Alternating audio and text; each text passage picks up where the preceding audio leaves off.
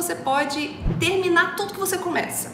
Tem um estudo de Napoleão Hill, já comentei isso outras vezes, é bem legal, que ele fala assim: depois de estudar muito tempo, o que todas as pessoas que triunfam, que têm sucesso, que se destacam na vida, o que eles fazem, quais são os pontos que eles têm em comum, ele detectou o seguinte: pessoas que têm sonhos, ou seja, sabe o que quer para sua vida, sonha, se inspira para sair da zona de conforto mesmo. Então, pessoas que têm sonho e que termina tudo aquilo que começa, são pessoas que triunfam na vida, que são bem-sucedidas, que conseguem muitos resultados. Ou seja, a grande questão é, se a gente começa algo, a gente precisa concluir, terminar tudo que a gente começou. Mas no dia a dia, às vezes, não é bem assim que funciona, né? Não sei se acontece a mesma coisa, do mesmo jeito com vocês, mas eu já passei um pouquinho por isso. Eu já senti na pele o que é, às vezes, ler um livro. Você começa a ler um livro naquela empolgação total e, de repente, não consegue ler até o final. Ou seja, concluir aquilo que você começou. Ou então, você começa a academia e para. Às vezes, paga um ano inteiro, né? Você paga um ano inteiro de academia só para garantir que você vai para academia e de uma vez por todas vai conseguir ter consistência, conseguir ter disciplina, colocar em ordem toda essa questão da sua vida. Mas quando vê, não adiantou pagar não. Vai um mês, depois tenta pegar o dinheiro de volta, o que der, paga a multa, paga o que for, porque não conseguiu ir até o final. Ou então começa uma aula de música, uma aula de língua estrangeira, inglês, francês, e tudo pela metade. Eu costumo dizer o seguinte, que você começar algo e não terminar é a mesma coisa que você nunca ter feito. Porque você não vai ser bom naquilo, você não vai ser destaque. A mesma coisa funciona para um projeto. Se eu comecei um projeto novo na minha empresa e eu não consegui concluir esse projeto novo, ele não vai surtir efeito, ele não vai dar o resultado que eu esperava. Então era a mesma coisa de não ter feito nada. Só que o pior é que você gastou uma baita energia nisso, gastou tempo, se desgastou para tudo isso funcionar, para tudo isso dar certo, e aí no final das contas não teve resultado nenhum e vem aquele sentimento de frustração, aquele sentimento de incapacidade, que é o pior de tudo. Por que isso acontece?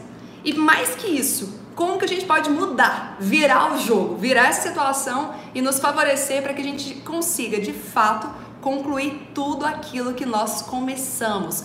Geralmente a gente não consegue concluir porque a gente tende a trocar prazeres futuros por prazeres imediatos, né? Essa é a questão da disciplina que a gente tanto fala, a gente precisa ter mais disciplina na vida, tal. Mas por que é tão difícil ter disciplina? Porque, por exemplo, eu estabeleço que a partir de agora a minha meta vai ser parar de comer doce. Mas comer doce é prazeroso, né? E aí eu tenho que abrir mão desse prazer imediato por um prazer a longo prazo. O que seria o prazer a longo prazo? A minha energia, a minha disposição, o corpo que eu quero, a saúde, enfim. Eu terei vários benefícios, terei vários resultados de conseguir cumprir essa minha meta. Mas é muito difícil dizer não a prazeres imediatos. E eu vou passar uma dica aqui para vocês como que a gente pode substituir, trocar esses prazeres. Não por outras coisas viciantes ou ruins, mas por outras coisas positivas também. Por que os videogames viciam tanto as pessoas? Porque os videogames têm algumas características que todo ser humano busca. Primeira característica, ele dá um feedback imediato e é uma espécie de reconhecimento. Então, por exemplo, cada vez que você conquista algo e você ganha pontos, tem algo mais prazeroso do que ganhar pontos? E quando você muda de nível, mudei de fase, nossa, isso te estimula a querer fazer mais, a querer ir além. Então a gente começa a perceber o seguinte: existem algumas coisas que a gente pode construir que gera essa liberação de dopamina e que gera um prazer que nos faz querer continuar, querer prosseguir. Então, como que a gente pode criar na nossa vida, no nosso dia a dia, um videogame? Você estabelece uma meta e determina, pelo menos nisso aqui, eu faço questão de ir até o fim. Se você não tem 10 minutos, 20 minutos para você, então você não tem uma vida.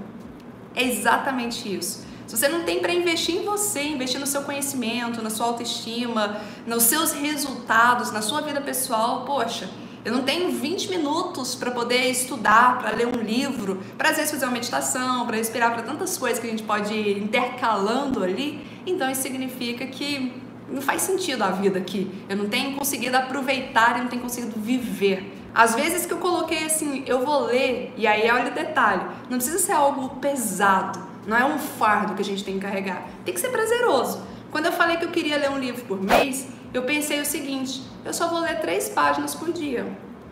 2 a 3 páginas por dia, vai depender se eu quiser ler mais, superar minha meta, ótimo. Mas minha meta é uma meta pequena. Quem não consegue chegar em casa e ler 3 páginas por dia? Ou às vezes até antes de sair para trabalhar, né? Então, aí a gente começa a perceber algumas diferenças.